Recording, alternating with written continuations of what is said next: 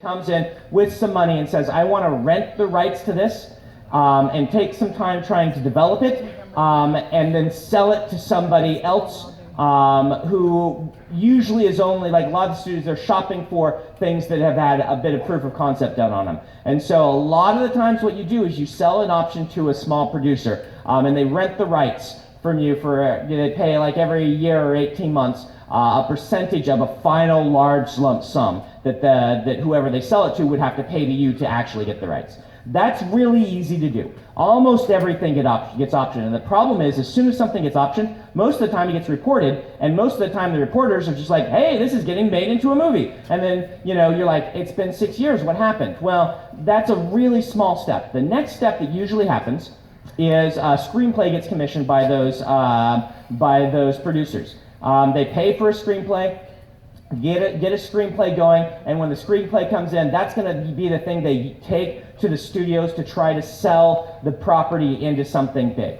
And that's actually a decently easy step. I mean, screenplays aren't cheap, but most things, so I have gotten there a lot. Right now, Mistborn is there, Stormlight is there, The Emperor's Soul is there, Reckoners is there. We just sold the Legion books as an option, so it's one step beneath. Like basically everything that I have hops between these two steps perpetually. The next step is an enormous one, and usually this step is attaching a major star or director. Sometimes it's just the studio gets involved without that, but usually that's what happened. You guys noticed like earlier in the summer where a certain fantasy novelist said, oh yeah, Lin-Manuel Miranda invited me, yeah, this was Kai Rothfuss, right? Lin-Manuel Miranda invited him to like come see Hamilton and then attach to his property, and then suddenly it's actually in production, right? That jump is a huge one. Somebody needs to attach to it, and I have never had that happen. Across a dozen years of doing this, we're still hopeful, but that step has never occurred. And then there's like one last step, which is the studio greenlighting and funding it, which can still be a pretty big step. But once you've got that, yeah. So those are really in brief your steps. We haven't made the big hurdle yet on anything. I'm still hopeful that we will. In fact, I'm confident someday something's going to happen. But right now, all I can say is we have not done that yet. And if the big step happens, I'll make sure you guys know. If your uncle is Joss Whedon, have him call me, right? Something like that, right? All right. Video games are more likely, but we spent a lot of time trying to make a Mistborn video game, and it just didn't end up working out. The funding fell through, it didn't come together. I'm sure we will try again, but nothing is moving right there at all right now. As for anime, I don't know how those get made. I don't know that business very well. If the right people came to me and offered, I would be game. But as far as I know, that doesn't happen very often. Like Miyazaki did it a couple of times, and I don't know that anybody else ever did. And so usually in Hollywood as an author, you just kind of sit around and wait and see who comes to you and is interested, and hope that it turns out for the best. I know you want to hear more than that, but that's basically all I've got. Let me check the time. Well, it was my phone that fell over. Oh. All right, we're going to just do a couple questions over here. Go ahead. So I have a question. We're actually from a friend of mine who couldn't make it here tonight. But we were wondering, what does chol meat taste like? Surf, turf, or both? What does chol meat taste like? Surf, turf, or both? I would go both on that. Definitely both. Little bit of each. Go ahead. In Alcatraz versus the Evil Librarians, why did it make the librarians evil? I'm going to tell you it straight up. It made me giggle. Right? It just made me giggle. The idea of librarians, like I have this image in my head of this kindly librarian, kind of elderly behind the thing with a battle axe, right? And her hand on the battle axe if you said the wrong things. And then you're like, yeah, anyway. All right. We are running out of time, so I'm going to have to go over here. Go ahead. What's my advice for Patrick Rothfuss? I've never been asked that before. I would say, Pat's process is very different from mine. We are about as opposite as you can get in process. He's a discovery writer, I'm an outliner. He's a prose guy, I am a dramatic climax writing sort of guy, right? Like, these are two very different things. We're pretty good friends. We like the same sort of stuff, but I don't, like, he has to just work with his process. And my advice to him would probably be not what you want to hear, which is just, you know what, talking about it with your fans just makes everyone angry. You just need to go off and do your thing, which is kind of what he does. I can talk about it with my fans because I can say, when I've done this much, it is this much this percent of my outline, and I know after a lot of practice what that translates into. But even I, like, I'll talk about this in a minute, but I ended up pulling a book recently, right? If you read my newsletter, I yanked a book because it didn't turn out right. So there's an art to this, no matter how much you outline or things like that. Sometimes things just don't work. So, all right, one more question. One more, we're going to go way back. All right, go ahead. So your website, Progress Bars, you have a mystery project on? Yes. Can you tell us anything? Can I tell you anything about the mystery project? I'm going to read to you from the mystery project next. So that's a nice segue.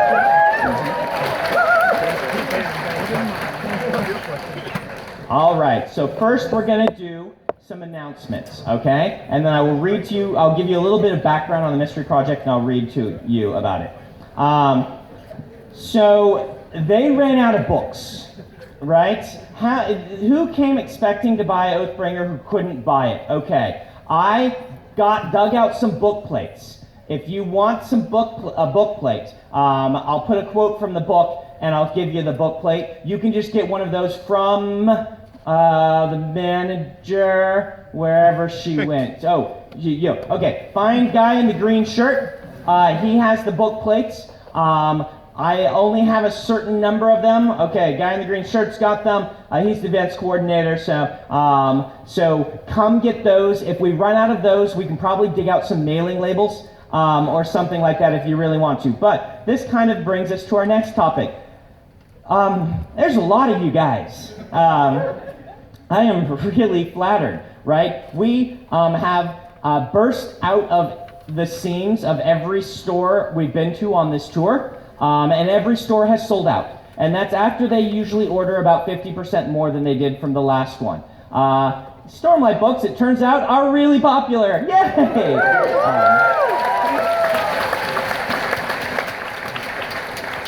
But let's talk about the Express line. I'm going to do my best to get you to go through the Express line. First night of tour, we got done at 5 a.m. All right. The other two nights, we've gotten done around 2 a.m. All right. There's more of you here than there were at either of the previous two. Not the 5 a.m. one, but either of the 2 a.m. ones. There are more of you here now than there were at those signings. Okay. The reason I do the Express line is so that those who are not into the idea of I'm going to be here till 1:30 standing around, you can go through the Express line, and I usually get through the Express line in about an hour, okay? Or maybe an hour and a half. You are allowed to not right now, we're going to do a reading stuff, but at any point during the Express line, you are allowed to jump in it, get a new ticket, go through the Express instead, and I will just zip through and get you done. Now, what is the difference? What's in the Express line? In the Express line, you get one personalization. Means I'll write your name in the book and then sign it. It'll be for you. We're not doing quotes in the books and things in the Express line. I'm just writing your name and signing it, and then I'm going to give you an epic fist bump, right? Boom! Okay? We aren't doing pose photos, though if you have someone with you, you can have them watch for the epic fist bump and just have the picture snapped right then, but we can't do any redos. So you can do pictures while I'm signing and things like this. We are going to make it fast. It's going to be like, zip, zip, zip. We're going to try and get you going as fast as possible through that. This is part of why I do a really big presentation up front, where I blab about things and I answer questions and I do a reading, so that, if you came out to see me, you at least have a good experience with that, even if this is really fast. And I'm going to strongly encourage as many of you as feel interested in going through that, go through that. In fact, I will even let you have a couple other books that I just put a signature in. Okay? I didn't clear this with them, but if you've got like 3 books, I'll sign 2 and personalize 1, and we will just zip you guys through super fast. If you do go through that line, I'm going to apologize in advance for how fast it will be. Okay? But again, that's why we do all this prep work up front and do this nice presentation and things. The sooner we get done with that, the sooner that that we can all kind of go home and relax. Not that I mind staying. I will stay as late as I need to stay. But just keep that in mind. Take it as a little encouragement from Brandon to protect his voice. I will be having to ice my hands tonight like I have previous nights. And so, yeah, we'll just encourage that. We'll just say that. If you decide not to go through, that's fine. You'll have to wait till all the people in the express line go through first, with the exception of usually the bookstore pulls a few people who would have trouble standing up or for other reasons, and we do them right at the beginning. If you stay, you can have up to 3 personalizations. I will write a quote in your book, but it has to be like 4 or 5 words long. Right? You can't ask me to write like even all life before death, strength before weakness, journey before destination. Pick one of the 3, or have one of each in 3 different books or something. Try to keep it to a few words. I'll write a happy birthday or something like that if you want, but try not to give me like the entire first paragraph of the Wheel of Time, which someone did once. And the wind scene, which is like 8 sentences long, and I'm like all across one page, all across the other, and onto the back. Let's just, and if you don't, I have a quote I write. It's really cool for this one. I write the subtitle of the book Oathbringer in world underneath Oathbringer in your book. So if you don't put a quote on it, and most of you really don't need to, I'll write that quote. It looks really cool. And so that's what I'll be doing in those. You can have a photo. We will have someone here take your camera. You will put your books down. I will start signing them. And then they will count to 3. And then we look toward them on 3. We do that first. I'm like a trained Pavlovian dog. I hear a 3, I look up and I smile. Right? Right?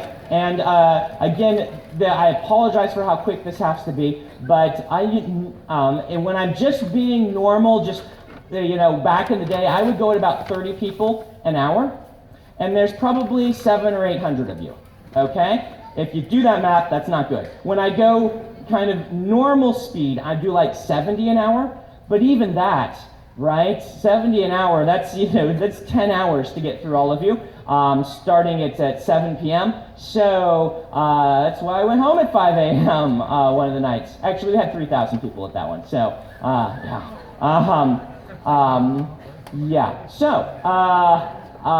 Where was I? Oh, picture. So they'll count to 3. I'll look up. We'll snap the picture. You can come around. If you're in the non-express line, you can ask me a question or 2.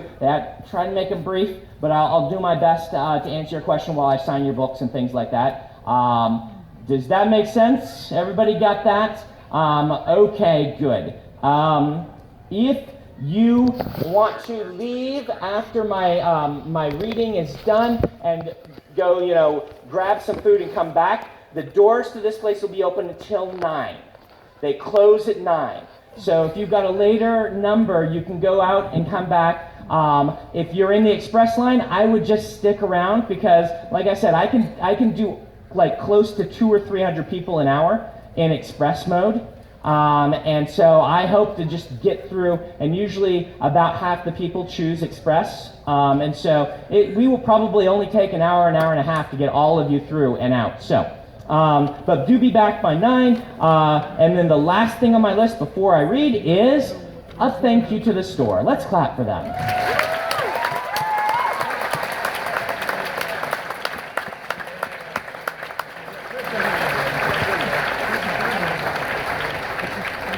I am a big fan of bookstores. I attribute a lot of the success of my books to the fact that I had bookstores on my side from the beginning. And I tend to do really, really well. There's a reason why there's 700 of you here. In part is because Portland invited me in, Powell's invited me in very early, and I've been coming here for a long time. And in the early days where nobody had heard of me, that guy right there was selling my books, Peter. He was just telling people in the section, you should try this Sanderson guy. That's what bookstores do. Is good bookstores with good employees are invaluable. And so you guys know that. You live in Portland. You have some of the best bookstores in the entire world. So I don't need to tell you that, but thank you for supporting your bookstores. All right, I am going to read to you. So this story has just a brief backstory. I wrote a book for Random House, which is my teen publisher. So this is a teen book on same people who published the Reckoners. I wrote a book for them called The Apocalypse Guard, which was a follow-up to the Reckoners, and it didn't work. I wrote the whole book, and I got done with it. I'm like, something is wrong with this book. Well, not just one thing. There are multiple flaws to this book, and I'm not sure how to fix them. It still happens, right? Writing's an art. I followed the outline. I built a good outline, but the book that was reflected by that outline just wasn't as good as I hoped it would be. So I gave it to my editor, and she's like, yeah, this and this is wrong with it, and maybe try this and this and this. So I tried what she suggested, and it didn't work. And so I tried some of my own thoughts, and I built a big revision document. That's what I do for revisions, is I build like an outline for my revision, all the things I want to do, and I looked at this, and I looked at the book, and I thought, this isn't going to fix the problem. This is maybe patching it up over the top. The book isn't ready yet. Now this happens. It happened to Way of Kings in 2002. Back then, the problem was I was trying too many characters at once, and I wasn't letting the books have enough of a focus on each character, and I shelved the book. It took some years off. When I came back to it, my brain had worked on it long enough that it turned out really well that time. I'm hoping that'll happen to Apocalypse Guard, but either way, I can't release it yet. So it meant I needed a new book. I pulled it from the publisher. They were not happy about that, but they said, well, what else do you have? And I said, well, I got this really cool idea, an outline I've been working on for 4 or 5 years now, called Skyward. And it is kind of a mashup between Top Gun and How to Train Your Dragon, but with starfighters. It's about a girl who goes to flight school while at the same time has discovered kind of an ancient, broken down ship with a really weird AI that she thinks she might be able to get up and running again. I worked on this outline, I sent it to them, they said go for it, and so I have written some of this book. And I'm going to read to you just the prologue. Now realize this is first draft. And so there are certain things in first drafts that, the language is not as good, and even some of the aspects of the book I'm not 100% sold on yet, but it's feeling really good to me right now. So that's what I'm going to read to you is Skyward, and this will take another 15 to 20 minutes. Mother always said that climbing to the surface of the planet required a person with a special mix of bravery and stupidity. Even at 5 years old, I could see that she deliberately said that where Father could hear. It probably took an extra special combination of bravery and stupidity to grin when she said it, then take your 5-year-old daughter with you next time. Of course, even at 5, I was completely grown up and utterly capable. I was sure of this as I hiked through the rubbled cavern after Father, passing lines and lines of pointed rocks on the ground. What was that funny name they had? A lot of them were broken from the bombings or the meteorite impacts, things I'd often felt from down below as a rattling of the dishware or the trembling of light fixtures. As I looked at those rocks, I imagined them as the broken bodies of my enemies, their bones shattered, broken arms reaching toward the sky in a useless gesture of total and utter defeat. I was a very weird little girl. My light, a small sphere of molten energy, glowed with a deep, angry red glow. Double glow, yep. Making the shadows seem to quiver and shake as I ran after Father. He looked back and smiled, and he had the best smile, so confident and sure, like he never worried about what people said about him, never worried that he was weird or that he didn't fit in. Of course, why should he? Everyone liked Father. Like everyone. Even people who hated things like ice cream and playing with play swords, even they liked Father. He took me by the arm and pointed upward. Next part is a little tricky, Spencer, he said. Let me lift you." "I can do it," I said immediately, and shook off his arm as he tried to lift me. I was grown up. I'd even packed my own backpack, and I had left my doll, named Destroyer naturally, at home. Dolls were for babies, even if you'd fashioned your own set of battle armor for them out of string and broken ceramics. I had brought my toy fighter ship, of course. I wasn't crazy. What if we ended up getting caught in a Krell attack and they bombed our retreat, so we had to live out the rest of our lives as wasteland survivors, devoid of society or civilization? A girl needed a toy starfighter with her, just in case. I handed my backpack to Father and looked at the crack in the stones above. The cavern seemed to end here, and there was something about that hole up there, a light that didn't seem natural, wholly unlike the soft red magma light of our home cavern of Igneous. The surface, the sky, things I'd heard about my whole life but had never seen. I grinned and started climbing, pulling myself up the steep slope toward that crack. My hand scraped a rock as I slipped, but I didn't cry. The daughters of starfighters did not cry. I gritted my teeth and kept climbing. The crack wasn't that high up, but it looked like 100 feet away to my eyes. I hated being so small. Any day now, I was going to grow tall like my father. Then for once, I wouldn't be the smallest kid around. I'd be tall, and I'd laugh at them from up so high, and they'd be forced to admit how great I was. I growled softly as I reached the top of a rock and scrambled up further. I was climbing something that was half rubble, half rock wall, and the next knob I needed to get to was just out of reach. I eyed it, then I jumped, determined. Like a good, defiant girl, I had the heart of a star dragon and the body of a 5-year-old, so I missed by a good 2 feet. A strong hand seized me from behind before I could fall too far. Father chuckled, holding me by the back of my jumpsuit, which I'd painted with markers to look like his flight suit, with a safety pin marking where he wore his pilot's pin. He pulled me onto the rock beside him, then reached out with his right hand and activated his light line. He wore the device as a metal band, like a bracelet, but once he engaged it by tapping thumb and little finger, the band glowed with a bright molten light. He touched a stone up above, and when he drew his hand back, it left a thick line of light, like glowing rope, attached to the rock. He attached the other end to me, wrapping it around so that it fit snug under my arms. I always thought light lines should be hot and burn to the touch, but they were instead just snugly warm, like a hug. "Okay, Spencer," he said, "try it again." "I don't need this," I said, plucking at the safety rope. "Humor a frightened father." "Frightened? You aren't frightened of anything. You fight the Krell." He laughed. "I'd rather face 100 Krell ships than your mother on the day I bring you home with a broken arm, little one." "I'm not little," I snapped. "And if I break my arm, you can leave me here until I heal. I'll fight the beasts of the caverns and become feral and wear their skins and—" "Climb," he said, still grinning. "You can fight the beasts of the caverns another time, though I think the only ones you'll find here have long tails and buck teeth." I had to admit, having the light line was helpful. I could pull against it to brace myself, and if I fell, I'd only go a few feet. I was brave, but that still felt nice. We reached the crack, and Father pushed me up first. I grabbed the lip of the rock and scrambled out of the caverns for the first time in my life. It was so open. I gaped, just standing there, looking up at nothing. Just upness. No ceiling, no walls. I'd imagined it as a really, really big cavern. But no, it was so much more than that. Wow.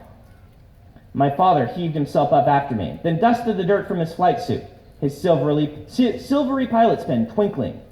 He always had to be ready to scramble to fight in case of a Krell attack. I glanced at him, then back up at the sky. Then I grinned widely. "Not frightened?" I glared at him. "Sorry," he said with a chuckle. "Wrong word. It's just that a lot of people find the sky intimidating, Spencer. At least the first time they see it, they think it's wrong." "It's beautiful," I whispered. "There's so much of it." He knelt beside me. The sky was darker than I'd assumed, but I guess that was the rubble belt. I'd been taught about it in lessons while I worked with the other kids testing screws on machine parts. Our planet, Detritus, was protected and hidden by a huge veil of broken refuse that was way up high, even outside the air. It was left over from some great space battle from a long time ago, and was in many different layers, all turning and spinning around the planet. I could see it, I thought, at least the lower layers, as up there a black haze, like a really thick asteroid belt. Pieces frequently fell down and smashed into the ground, which was part of why it was so dangerous up here. The Krell were the other one, of course. They came down through the debris sometimes, alien starfighters that would bomb the surface and search for humans. Father's job, with the others of his flight, was to be ready in case the enemy found us. He had to fight them off, destroy them, keep them from reporting back to the rest of the enemy. There were so many Krell, they could completely wipe us out if they knew for certain we were here. Only by hiding and destroying the enemy squadrons who got too close could we keep surviving. Everyone whispered that we were in trouble, that enemy flights were coming more often, perhaps because of the suspicious disappearance of their scouting ships. I wasn't worried, though, because Father would fight them all off. I just hoped there would still be some left for me to fight when I got my own ship. A bit of something flashed in the sky, and I hoped to be able to see a Krell ship, but it was just a bit of debris falling and making a streak of light in the sky. It fell down, but didn't come near us, which was disappointing. I'd been so busy gaping at the sky, I hadn't really looked at the ground around me. It was full of craters and broken chunks of rock. I kicked at the dusty ground, which was dry and puffed beneath my foot. The place was mostly just blue-gray gravel and dust, shone on by some filtered light from behind the rubble belt. The sun was hidden back there, I knew, like a huge, enormous, super powerful version of the magnosphere I used for light. The piece of debris burned up before it hit the ground. "Where's Altabase?" I said to Father. "Is that it?" I pointed towards some suspicious rocks. "That's it. I want to go see the starfighters." Father leaned down and turned me about 90 degrees, then pointed. "Over there," he said. "Where? I can't see it." "That's the point, Spencer." He looked upward. "No children are allowed in the hangar. You know that. I'll take you when you're old enough." "I'm going to have my own ship," I said. "I'm going to fly it just like you. Then nobody will be able to make fun of me because I'll be famous." "Is that why you want to be a pilot?" "They can't say you're too small when you're a pilot," I said. "Nobody will think I'm weird, and I won't get into trouble for fighting because my job will be fighting. They won't call me names, and everyone will love me." That made my father hug me for some stupid reason, even though I was just saying stuff that was true. But I hugged him back because parents like stuff like that. Besides, it did feel good to have someone to hold. Maybe I shouldn't have left Destroyer behind. Father's breath caught, and I thought he might be crying or something, but it wasn't that. "Spencer," he said, turning me. "Look." He pointed toward the sky. Again, I was struck by it. So big. Father was pointing at something specific. I squinted, noting that a section of the dark debris field was lighter. No, was missing. A hole in the sky? In that moment, I looked out into infinity. I found myself trembling, like a billion meteors had hit nearby. "What are those lights?" I whispered. "Stars," he said. "We used to live out there. I fly up near the debris, but I've almost never seen through it. There are too many layers, and it's too thick. Once in a while, you get a glimpse, though." There was awe in his voice as he said it, a tone I didn't think I'd ever heard from him before. Is that why you fly?" I asked. Father didn't seem to care about the praise everyone gave him. Strangely, he almost seemed embarrassed of it, and he always talked about just wanting to get back to his ship. But wasn't the way everyone treated you the point of becoming a pilot? He pointed again, drawing my attention back to the hole in the sky. "Drink it in," he whispered. "See it, our real home. That's where we belong, not in these caverns. The kids who make fun of you, they're trapped on this rock. Their heads are the heads of rock, their hearts set upon rock. Be different.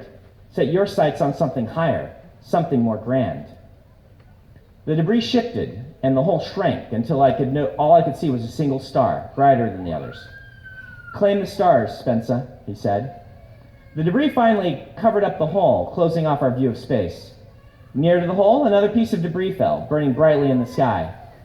Then another one fell, then dozens. Father gasped and was reaching for his personal radio, a super advanced piece of technology that was given only to pilots. He lifted the blocky device to his mouth, but sound started coming out before he could ask. "Large Krell breach sighted," the voice came through on the radio. "Emergency. An extremely large group of Krell have breached the debris field. All fighters report in." There was a pause. "Stars help us. They're heading right for Alta Base. They found us." Father lowered his radio, then looked at me. Let's get you back. They need you, I said, refusing to budge. You've got to go fight. I have to get you two. I can get back myself. It was a straight trip through the cavern, except that last turn. I'll get home. He debated, glancing back toward the debris, signed that the Krell had blasted a hole in the debris to get their starfighters down through. The radio crackled again. I got a chill listening to it. Hearing the radio was a rare treat, usually limited to sitting in a cavern square and listening to broadcasts with hundreds of others. Chaser, a new voice said over the radio. Chaser, you there? Mongrel, Father said, flipping to a different switch. I'm here, up on the surface. On the surface? Did you hear the call? Yeah, I did. Hot rocks, this is going to be a big one, Mongrel said. I'm heading to the elevator. You're not going to beat me into the sky, are you? The man sounded eager, maybe a little too excited to be heading out into battle. I liked him immediately. Father debated only a moment longer before pulling off his bracelet light line and stuffing it to my hands. Promise you go back straight away. I promise. Don't dally. I won't. He raised his radio. Mongrel, radio flight command and tell them I'm running for Alta Base. I could probably join the first flight. He dashed across the dusty ground in the direction he'd pointed out earlier. He stopped, however, and turned back toward me. He pulled off his pen and tossed it, like a glittering fragment of light itself, to me. I caught it, and then he was off, running, occasionally sliding down a slope to reach the hidden base. I, of course, immediately broke my promise. I climbed back into the crack to make him think I was obeying, but I hid there and watched until I saw the starfighters leave a section of rock below and streak toward the sky. I squinted and picked out the dark Krell ships swarming down. Finally, showing a rare bout of good judgment, I decided I'd better do what Father had told me. I used the light line to lower myself back down into the cavern, where I recovered my backpack and headed off down the tunnels. I figured if I hurried, I could get back in time to listen to the broadcast of the fight, with the announcer explaining what was happening. I was wrong, though, as the hike took longer than I remembered, and I did manage to get lost, despite it being a relatively straight path. So I was wandering down there, imagining the glory of the awesome battle happening above, when my father famously broke ranks and fled from the enemy. His own flight shot him down in retribution. By the time I got back, the battle had been won, my father was gone, and I had been branded the daughter of a coward.